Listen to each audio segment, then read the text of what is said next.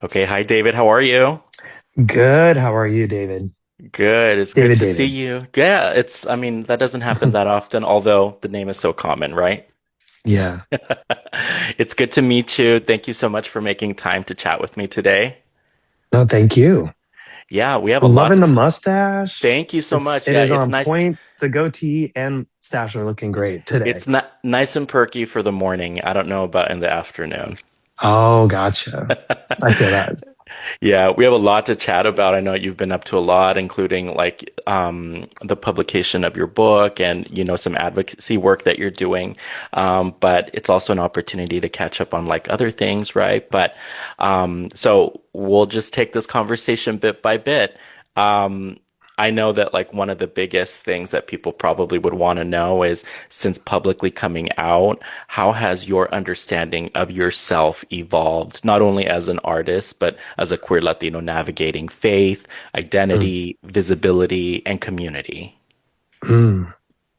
That's a good question. Um, yeah, I think discovering yourself in a way that where you were part of communities that had strong identities and strong ways of creating that identity, and knowing that a part of you doesn't fit the criteria of what makes you Utah or a Mormon or Latino. Um, it's I, having to learn how to accept myself as a queer person, even though it went against the things that those communities taught me, uh, about what's okay and what isn't. You have to learn how to break away from the mold a little bit and still find your identity in those spaces. And sometimes there isn't really as much of a roadmap. There aren't really guidelines on how to do that. So you just kind of have to figure your way out into it and make a place for yourself. And as you do that and continue to be more comfortable about with yourself, live your life more in a way that people are aware of that part of you as of being a queer person. You start seeing it more. And I guess now it's even much easier with social media to just find other people like you. Like the algorithm will lead you to people who also may be uh, a queer Latino, a queer, or just like ex-religious and all these different places. It's been very. It was scary at first. Now it's been very fun. It's been relieving. Just to the point that where before I used to be afraid, like I used to be very conservative, very shy, and very like, we don't talk about that. We don't talk about Bruno, and to the point now where it's like, I'm out. I can talk. I can be an openly queer person and even an advocate for sexual health. I've been partnering up with Gilead to discuss the importance of not just the importance of it, but just like, hey, let's talk about it. Let's talk about sexual health. So many of us grew up saying, we're not going to pretend like that's not even there. We're just going to pretend sex doesn't exist. It's a big no-no, especially if you're gay, especially if you're queer. Like that, you're not supposed to. And so a lot of people go about and it's like, well, we're still sexual beings and you have those needs. You have a longing just for intimacy, for connection. And queer is you still deserve to know, to be educated, to understand how your body works, how sexual intimacy works, and that you can be responsible. You can do it in a safe way. And that was something I didn't know. I didn't know that until my 20s, that was even a possibility. I didn't even know PrEP, what there was a medication PrEP to help prevent the spread of HIV AIDS. And if you have it, that you can live a long, healthy life even with it. I didn't know that. I thought it was still a death sentence. hmm Um, I didn't know the progress we had made and that, oh, it's okay to be sexually intimate with someone, even if they're of the same sex. And so I'm it's great to be able to do it in a professional way, Yeah. where I think it sets the scene and it's like, hey, you may have been like me. You may have been like a closeted Mormon who grew up in Utah, who didn't know any of you were never taught any of these things either. And just so you know, it's an option.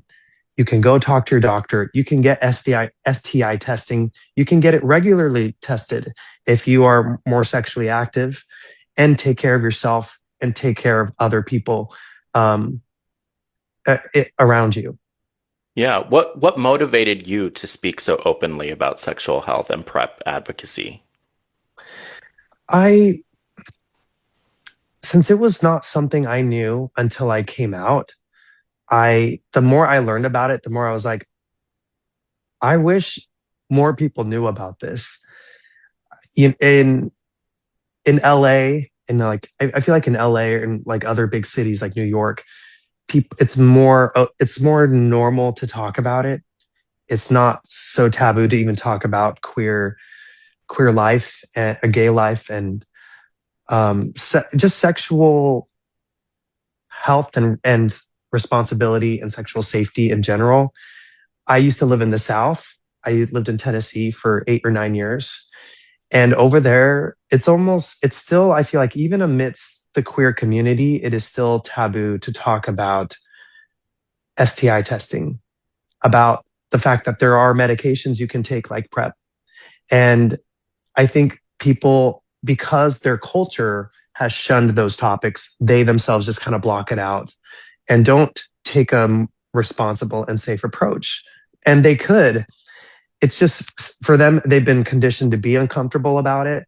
So I'm hoping the more I talk about it and we just expose and make it normal, the more they can feel it's okay for me to go to the doctor and get tested and take PrEP and take care of myself. And I don't have to feel ashamed about being a sexually active person. I can do it and also be safe and be healthy and have a good time, discover myself, and enjoy that part of life of being sexually active. Yeah, as a queer Latino myself and somebody who comes from a culture that is deeply rooted in machismo, religion, family expectations, and all of the things that surround that, how do you feel as somebody who's of mixed race, who comes from different identities themselves?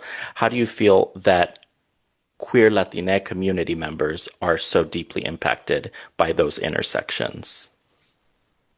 Yes, I think there's a lot of, because of the deeply rooted religious part of the culture of Latin culture, it it's natural. It's not natural. It's so common to hear the the homophobic rhetoric of, oh, being gay is bad.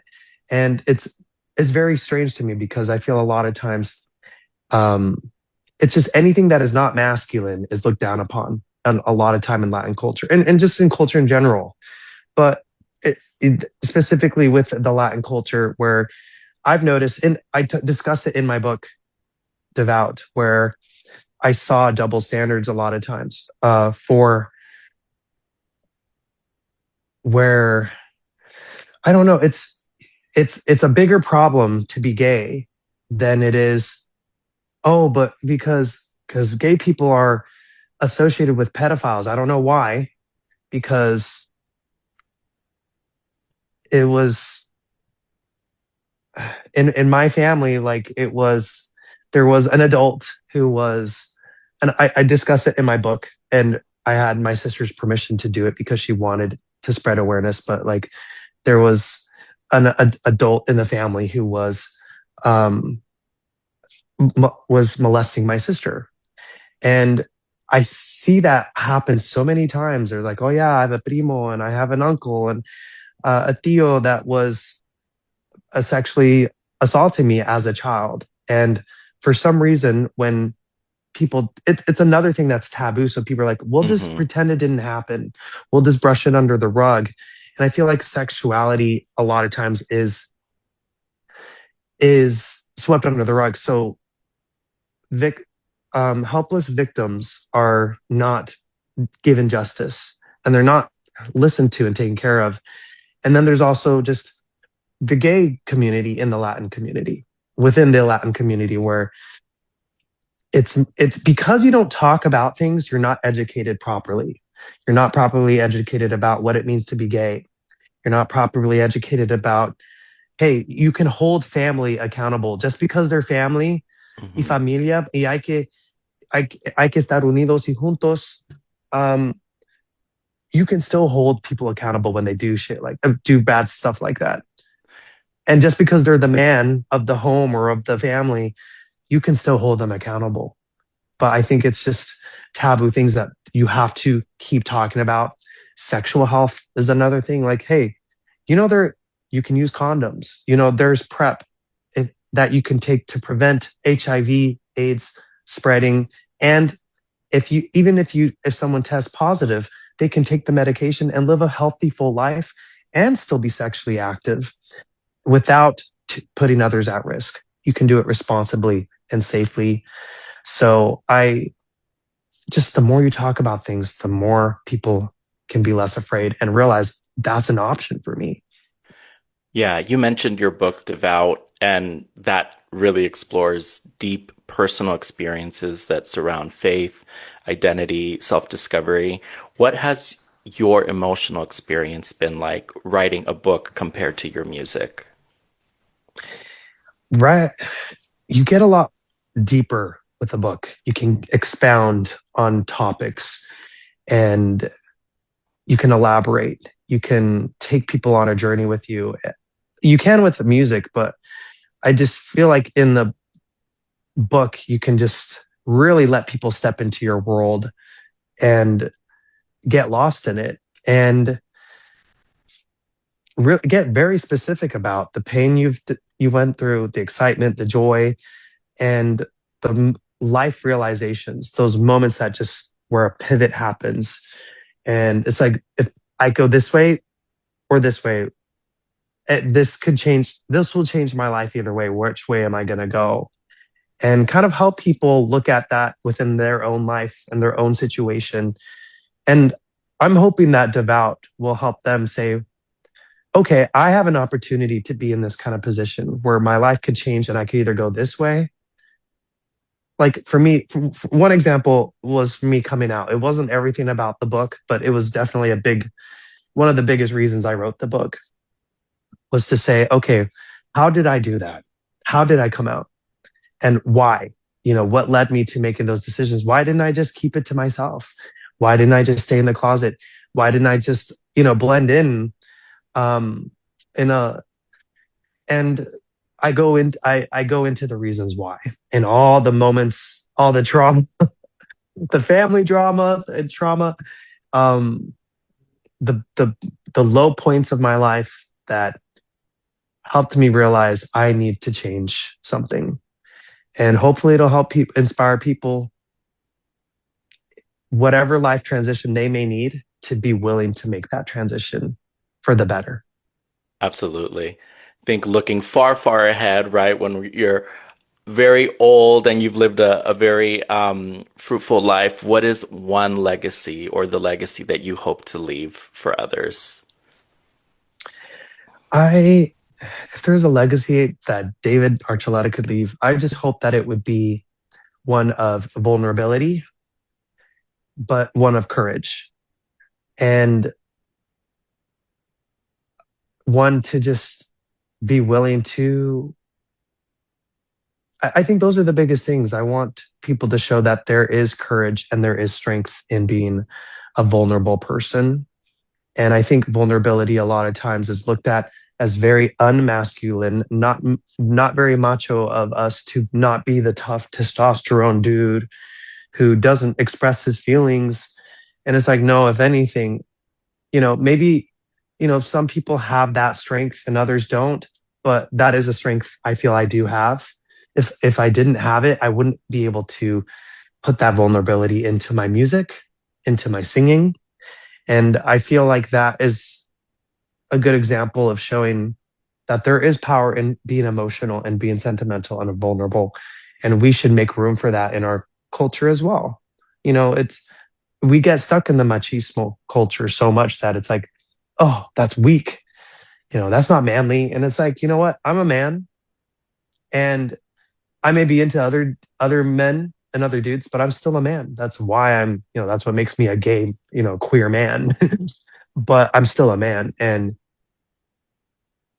you know, we can look different, we can be different, and we can contribute to life differently. And you may be an amazing writer. You may be great at fixing things. And you are good at repairing cars. And I create music. I create music that hopefully heals people's souls or gets them moving and dancing. You know, um, there's room for diversity. There's room for things looking different. Absolutely. Well, thank you so much for your time today. I really appreciate you making time for me and for sharing a little bit more about your work, your life, your advocacy, and your book that I hope, everyone will check out. Thank you, David. And I hope if people don't have the information that they need yet to be sexually healthy, there is a website that we are partnering with Gilead, and it is healthysexuals.com. It shows you what kind of STIs there are, where what the testing is like, and it just gives you the information to not be afraid of sexual health. So I would just hope people can check that out too. Absolutely. Thank you so much. I hope you enjoy the rest of your week. Muchas gracias, David. Igual a ti. Gracias.